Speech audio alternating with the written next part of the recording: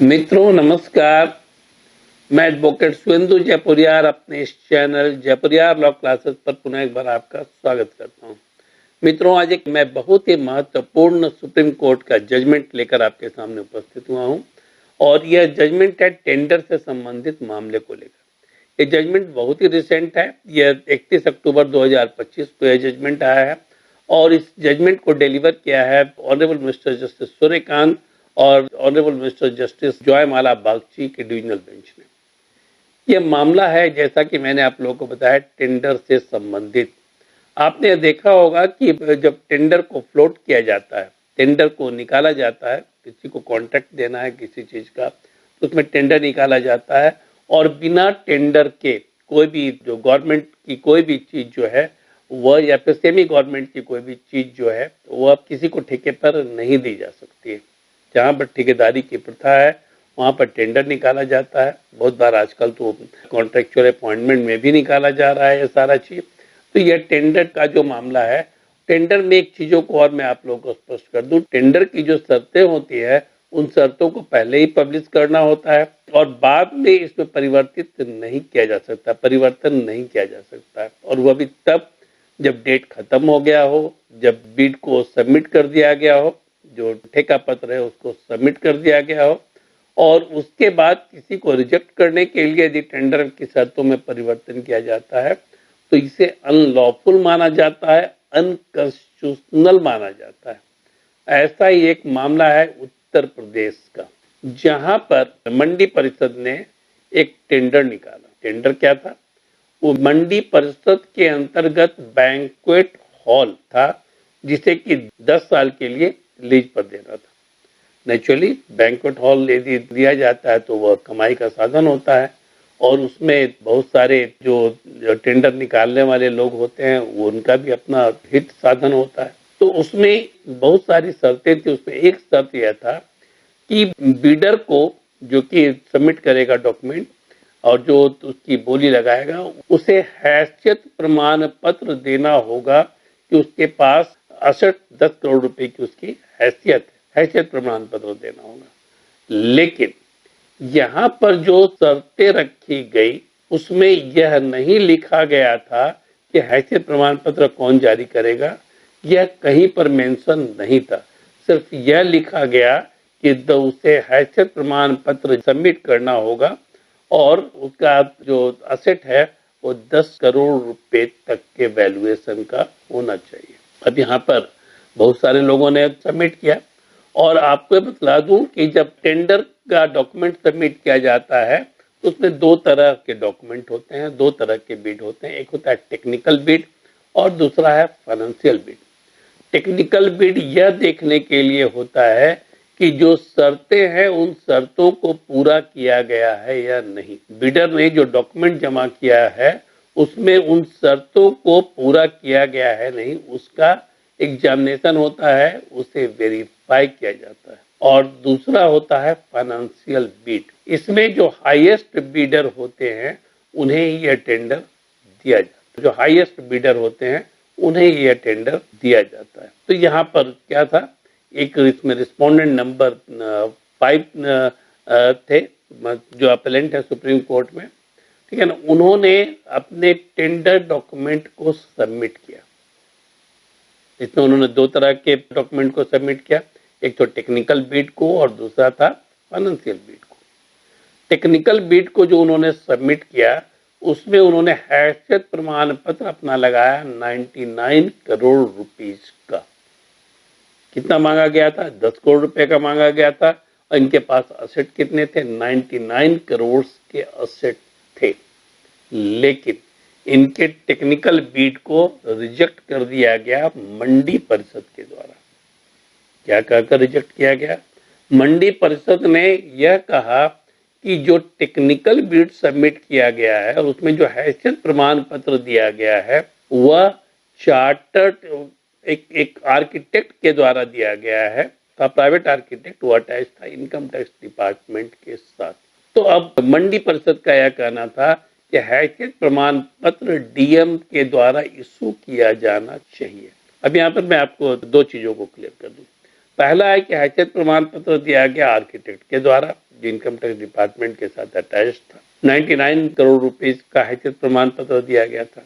दूसरी चीज यह कि यहाँ कहीं पर यह मेंशन नहीं था कि हैसियत प्रमाण पत्र किसके द्वारा जारी किया जाएगा। जो टेंडर का नोटिफिकेशन था उसका 18वां पॉइंट था, उसमें कहीं पर यह नहीं मेंशन था कि वह किसके द्वारा इशू किया जाएगा। नेचुरली ये बहुत वेग था, जैसा कि मैंने आप लोगों को बताया क्यों किया जाता है, तो उसको उसने यह कहकर रिजेक्ट कर दिया। मंडी परिषद के इस निर्णय के खिलाफ जो बिडर था उसने रिट फाइल कर दी Allahabad high court. Allahabad high court ने यह कहते हुए इस रिट को रिजेक्ट कर दिया कि जो हैसियत प्रमाण पत्र जमा किया गया है वह डीएम के द्वारा इशू नहीं किया गया है, बल्कि प्राइवेट आर्किटेक्ट के द्वारा किया गया। अब यहाँ हाई कोर्ट के डिविजनल बेंच ने गलती करी, क्योंकि जो टेंडर की शर्तें थी उस शर्तों में तो कहीं मेंशन ही नहीं था, और जब मेंशन नहीं था तो ऐसी स्थिति में हाई कोर्ट ने जो निर्णय दिया वो गलत ही माना जाएगा। अब इसके खिलाफ में जो बिडर था वो चला गया सुप्रीम कोर्ट, और सुप्रीम कोर्ट ने उसने अपना पिटीशन फाइल कर दिया एसएलपी के माध्यम से, special leave petition article 142 of the Indian constitution के तहत फाइल किया जाता है।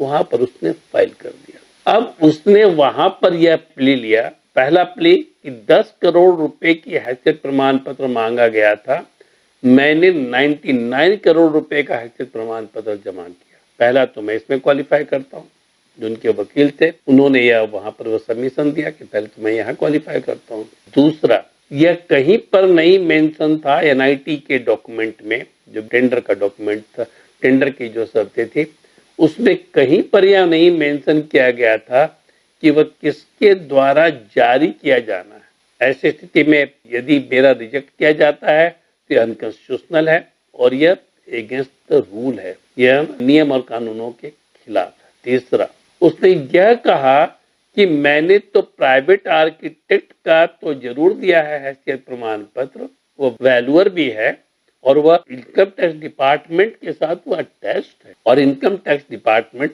सेंट्रल गवर्नमेंट की एजेंसी है, हम सभी जानते हैं। तो यह गवर्नमेंट के साथ तो अटैच्ड है और वह रजिस्टर्ड वैल्यूअर है, और रजिस्टर्ड वैल्यूअर का जो वैल्यूएशन होता है उसे सारे बैंक से लेकर सभी लोग मानते हैं। इवन आप जब देखेंगे कि बैंक से आप लोन लेने जाते हैं तो वहां पर आपके प्रॉपर्टी का जो वैल्यूएशन कराया जाता है उसमें जो रजिस्टर्ड वैल्यूअर होते हैं वो करते हैं, वो प्राइवेट व्यक्ति ही होते हैं। या फिर लोन में डिफॉल्ट हो गया और किसी की प्रॉपर्टी को ऑक्शन करना है तो वहां भी जो वैल्यूएशन कोई बैंक कराती है या कोई फाइनेंशियल एजेंसी कराती है वो भी प्राइवेट वैल्यूअर से ही कराती है, और गवर्नमेंट एजेंसी के साथ अटैच होना चाहिए। तो यहाँ तो वो सारी चीजें थी, इन तीन चीजों को यहाँ पर लिया गया। अब जो मंडी परिषद था, रिस्पोंडेंट नंबर 1, उसने एक एफिडेविट फाइल किया और उसने ये कहा कि ये जो अपेलेंट है, जो सुप्रीम कोर्ट में अपेलेंट है, वो जो बिडर है, उसने जो हैसियत प्रमाण पत्र जमा किया है उसके साथ नॉन इनकम्बरेंस सर्टिफिकेट नहीं जमा किया है। नॉन इनकम्बरेंस सर्टिफिकेट क्या होता है? नॉन इनकम्बरेंस सर्टिफिकेट होता है कि आपकी जो प्रॉपर्टी है वह कहीं पर मॉर्गेज नहीं है। नॉन इनकम्बरेंस सर्टिफिकेट जो है वो रजिस्ट्री ऑफिस जारी करती है, तो वेरीफाई करती है कि कहीं पर यह मॉर्गेज तो नहीं किया गया है, कोई कंपनी यदि है तो कहीं पर चार्ज तो नहीं किया गया है। यदि चार्ज किया गया है तो वह आरओसी में चार्ज होता है, वहां पर वो लिखित डॉक्यूमेंट होता है, वह डॉक्यूमेंट को रखा जाता है, या फिर रजिस्ट्री ऑफिस में होता है यदि कोई प्राइवेट इंडिविजुअल है तो उसका कहना था कि यहाँ पर नॉन इनकम्बरेंस सर्टिफिकेट नहीं जारी किया गया। ऐसी स्थिति में 99 करोड़ का जो हैसियत प्रमाण पत्र जारी किया गया है आर्किटेक्ट के द्वारा, इससे यह पता नहीं चलता है कि यह प्रॉपर्टी फ्री है या नहीं है। लेकिन यहाँ पर मैं स्पष्ट कर दूं कि सुप्रीम कोर्ट ने यह कहा, बहुत ही कैटेगोरिकली यह कहा और इसको मेंशन भी किया कि यह नॉन इनकम्बरेंस की बात इसके पहले कहीं पर आई ही नहीं, न तो टेंडर डॉक्यूमेंट में आया, एनआईटीसी कंडीशन में आया, नहीं यह हाई कोर्ट में लाया गया और अचानक इसे सुप्रीम कोर्ट के सामने यह एफिडेविट दे दिया गया। तो सुप्रीम कोर्ट ने कहा यह तो बाहर से दी गई चीजें हैं, ये तो टेंडर की टर्म्स एंड कंडीशंस को तो स्पेसिफाई नहीं करता है, उसमें तो ये चीजें नहीं है। तो सुप्रीम कोर्ट ने बहुत ही स्पष्ट तौर पर कहा कि यह जो कहा गया है कि डीएम के द्वारा सर्टिफिकेट जारी किया जाना चाहिए, यह तो अब बाहर की चीज हो गई, वो टेंडर की चीज है ही नहीं। और यह कहते हुए उसने इलाहाबाद हाई कोर्ट के डिविजनल बेंच का जो जजमेंट था उसको उसने सेट असाइड कर दिया और बहुत ही स्पष्ट तौर पर निर्देश दिया, रिमांड कर दिया मैटर को मंडी परिषद को। रिमांड करने का मतलब कि वापस भेज दिया मंडी परिषद को रिकंसिडरेशन के लिए, और यह कहा कि आप इस चीज को पहले देख लीजिए जाकर कि यह टेंडर की शर्तों को पूरा करते हैं या नहीं है।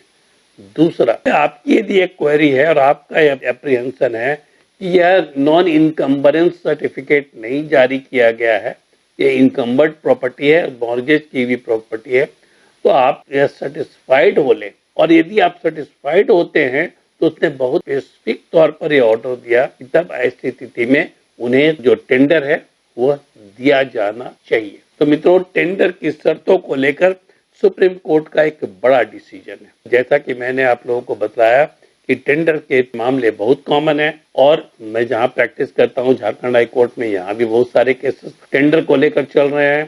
सुप्रीम कोर्ट में इस पर अपील चल रही है। तो टेंडर के मैटर बड़े पड़े हुए हैं और यहाँ पर यह विवादों का सिलसिला टेंडर मैटर के साथ लगा हुआ है।